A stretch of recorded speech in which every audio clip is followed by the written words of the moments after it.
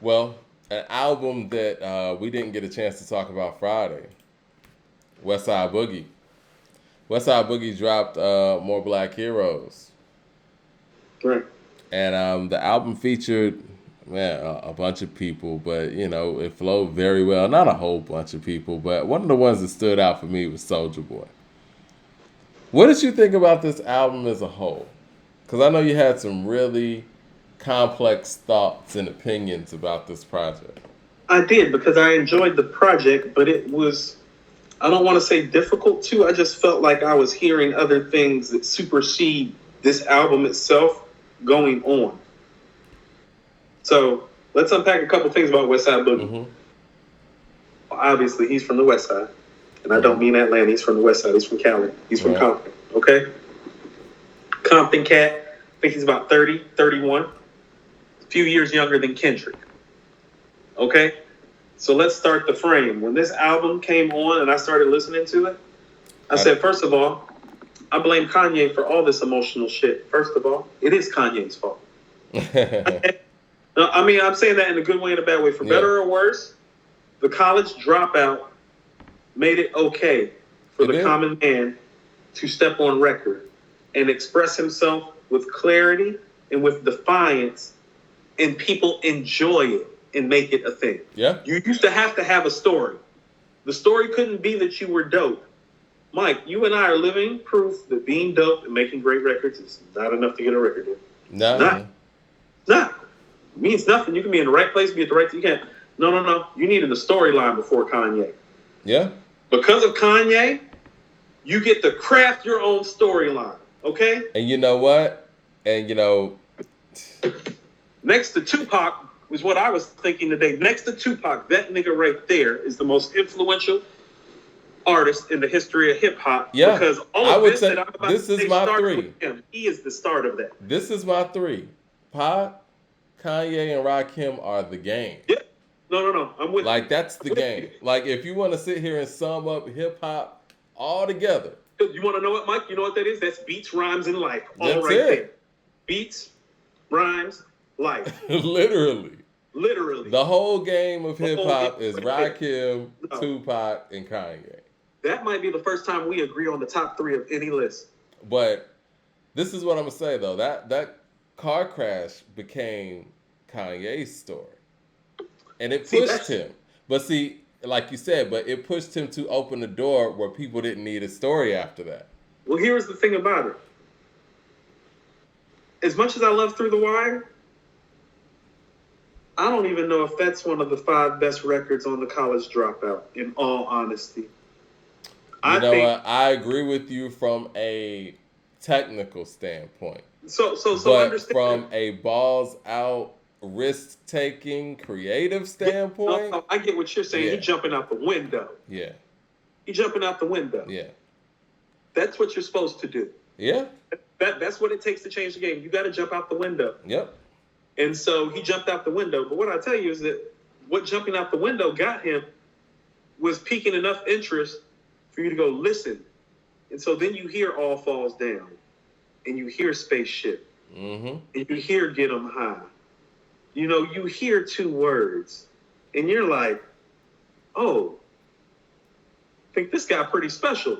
the producer in him, Kind of special. Like when he's on All Falls Down, that was the first time that I heard a rapper rap about things that the average person, listen to me, the average person who makes under $50,000 a year could actually relate to every word that he was saying on there. And he still made it fly. Do you know how hard that was to do in rap when he did that? it's incredible. The degree of difficulty level is high. And I think the producer in him allowed him to put out, and actually get behind Through the Wire. No regular rapper would ever even attempt to do that. So you're going to love this. My first thought about this album was Yeezy taught me. Yeah. That's real shit. 007 with the super chat. Let me get these super chats and I'll let you finish that. He says, y'all in the chat, chill. A Nas and Biggie mock verses, including all music produced by both up to Biggie's death. Nas, the better rapper. Biggie, the better music maker. Correct. Couldn't have said it better. Dante Smith says, what about NWA in terms of influence in hip hop? Well, we're talking about groups then. But if we're talking about individual people, I'm going Rakim, Pac, and Kanye. But yes, NWA, as far as like shifting the way things went in the game moving forward, as far as on the, I know they didn't create the parental advisory sticker. That was more of Two Live Crew for other reasons. But when it comes to language and taking that to that next level, yeah, we'll give NWA that. Because when they dropped, shit wasn't the same ever since. But go ahead. No, so let's take it a step further. This album is good. Mm-hmm. What would you rate the album? What would you rate the album? I need to give it a few more listens, man. Me too. I was feeling like it was. I knew after hearing it one time, it's definitely a 3.5, maybe a 4. Because this is my thing. I think it lacks a lot of originality, but you can understand that the person has talent, and you know what I'm saying, the person is dope at what they're doing, and they're telling their story. But like you said, the influences are blaring. So can we go to the next level of influence, which is Kendrick and Drake? I hear Kendrick and Drake's influence all over this album. Mm-hmm. I can. Listen to what I'm about to say. The way people have been talking about this album is the proof that you weren't satisfied with Mr. Morale and the Big Steppers. This is a Kendrick Light album. You weren't satisfied with what Kendrick gave you. And so this is the next best thing that you're going to get out of a burgeoning hip-hop artist who is obviously inspired by Kendrick. And literally, if you track his following, started very shortly, pretty much. You get what I'm saying? Right. Like, listen to what I'm about to say, Mike. And I'm not joking when I say this. I've been in trouble with the law a couple times in my life. I might have had a therapist or a psychologist a time or two in my life. Mm-hmm. I need people to get out of denial about this Kendrick thing. He's left a void, and when he came back, he did not fill the void. And people need to stop talking about all this artistic merit and just be honest and say they're not satisfied. If this Kendrick album is what it's supposed to be, we're not even talking about this Westside Boogie album. Do you understand that? Well, people are doing the same thing with the Drake thing, right? They're making all kind of excuses on why, you know, it's not good. Like, oh, you just don't get it. Oh, rap is about to go away. Oh, it's moving in more of a dance. No, he just missed the mark, and it's okay. It happens. And I don't think Kendrick, quote unquote, missed the mark. I think Kendrick made what he wanted to make, and it just didn't connect. Let's go to my next point. Mm-hmm. This is how you know Mr. Morale didn't connect. There we go. And so let's start unpacking it right there. And I literally thought about this like a behavioral therapist. And I know, because I've been to one. Once upon a time, I got in trouble. And you want to know what I had to do, Mike? I had to go see a behavioral specialist. You know what they taught me? I'm literally about to share this. I'm not joking. The first step is truly removing the denial and admitting there is a problem. That is the first step to things being okay. So everybody need to stop acting like it's okay. Like the album's great, like it's album of the year. He's the greatest MC. No, it's not. I told you he came outside. He went to Ghana when he got outside and left us with a lackluster, albeit well-written, extremely well-written album. Lackluster. Yeah. You know, when you make your worst decisions, I learned this in behavioral therapy when my ass was in trouble. There's the thing. Yeah, that's right. Going back to my psychotherapist. That's right. Been in all kinds of therapy. Hungry. She had this thing called HALT. My counselor did. A lot of therapists and behavioral medicinal professionals use it. It's called hungry, angry, lonely, tired. It's when you make your worst decisions, Mike. Well, guess what's been going on while we were waiting for Kendrick? We were hungry for a Kendrick album now, weren't we? Mm-hmm.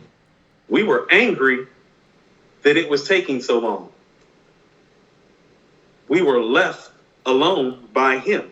So just him disappearing, hungry, angry, lonely, and then what? Tired of waiting on his ass. And this is how you make poor decisions. This is literally a behavioral medical thing. You make your worst decisions when you are hungry, angry, lonely, and tired. And that's what the hip hop community has been about Kendrick. And this is where it's showing itself. We shouldn't even love this album like that if he delivers the product that he's supposed to deliver. We're hungry, angry, lonely, and tired, and we need to get out of denial. Yeah, we do. We need to get some help. And so you think that Westside Boogie kind of capitalized on that for some people? Not intentionally, but he's filling a Yeah. gap that's not being appropriately filled by the person that we want to fill the gap, because we're hungry, angry, lonely, and tired, and thereby making poor decisions. Dumbing down with the super chat says Little Brother were rapping about broke stuff before Ye. And so was Phil Mob. But we're talking about people who were like super mainstream superstars. No. Kanye took that. No. Kanye showed that you could do those things that quote unquote backpack rappers were doing and be the biggest artist in hip hop. Listen, me and Smoke used to have the same barber here, actually. Okay. Mm-hmm. So I used to run into him while they were having their run. And look here, man. Kanye made that shit cool. I'm sorry. Like, he just did. Like, they don't have an All Falls Down or a Jesus Walks. No. They are not superstars. Kanye, when you listen to the College Dropout, you're like, oh, this regular nigga's a superstar, though. It's like, I don't know how, I don't know why, but there's just, then you feel that way? It's like, oh no, this nigga a star, though. This nigga a star. He changed what the possibilities could be for a superstar in hip-hop. Because before that, you had to do... Stop that. Yeah, you had to do certain things to be a superstar in hip-hop. You had to have street credibility, edge, all that. I mean, let's look at DMX, right? You know what I'm saying? When he ran the game. 50 Cent. But when Kanye came... That was what's so cool about it, too, is because it's like, Ye kind of wanted to fit in, but he kind of wanted to be himself. That's what All Falls Down is about. He literally says it. We all self-conscious. I'm just the first who did it. So when he's talking about the chain and the polo rugby, he's talking about like, no, I want to fill in. And I know this chick named Alexis down in Atlanta. She want to fit in. We all dying to fit in. Well, how do we fit in? You know? But he was able to take that thought in that moment and elevate it. Those guys didn't elevate it. He elevated that. It's true. 007 says Game did more for the West Coast than K-Dot. True or false? So can I go to some more of my comments about this album? I say true. Go ahead. This is true. Well, the West Coast is notorious for this. I told you, I was out in Cali when the documentary came out. Oh, the same way there's a bunch of baby Kims and this cat running around. You know what I'm saying? No, I seen it live. The Game had shit on lock like that too. This is what the West Coast does. Do you remember what's the song that Jay took from Super Ugly, the rapper? You know what I'm talking about? Nocturnal. Nocturnal. Yeah. Well, Nocturnal was like a baby Snoop. Like the West Coast does like this. When the West Coast rocks, they rock and they will ride a wave and they sound for the entirety of the time that has it on Smash. I was there for Game shit. We seen Snoop shit. We seen Cube shit. We seen, you know what I'm saying? Like, no, this is how it works. And so that's where I realized the void for Kendrick was real, because this Baby Kim album that we like, that he essentially wrote in this album, it's like, no, it's good. It's not filling the gap. It's not the same thing. But this is how the West rocks too. It's like everybody gonna ride that wave and that vibe, because it's a lot of that. It's got a lot of that. How about this? I can tell that he was listening to Good Kid, Mad City when he became a rapper. You know what? When I heard the intro, I thought Good Kid, Mad City. You can just tell it's all over it. It's all over him, and there's nothing wrong with it. But when Kendrick Lamar is made to Pimp a Butterfly and Good Kid, Mad City, and damn, and then he drops this and then goes to Ghana.